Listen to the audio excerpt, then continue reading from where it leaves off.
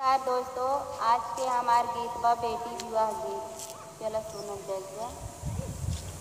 बेटी के पापा हो बर खोजई चलले, अरे बर खोजई चलले, अरे नहीं लागे भूखिया पिया सरे लालन माया, रे नहीं लागे भूखिया पिया सरे लालन माँ।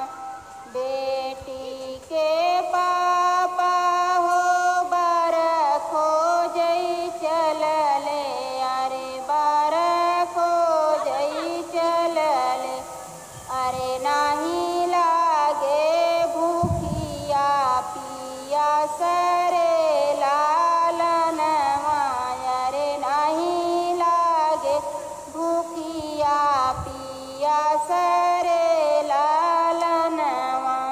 नहीं हम सिखली पापा चौका बरतन माया, रे चौका बरतन माँ।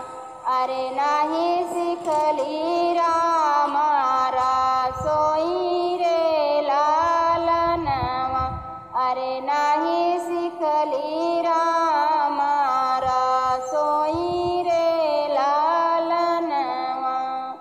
नहीं हम सिखली पापा चौका बरतन माया, रे चौका बरतन माँ। अरे नहीं हम सिखली रामा रसोई रे लालन माँ।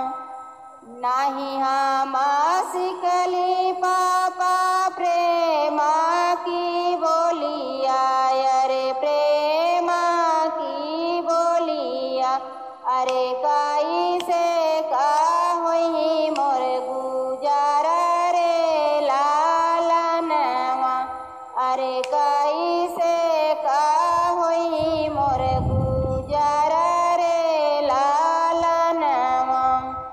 सीखी डाला ए बेटी चौका बरतन माया, रे चौका बरतन माँ।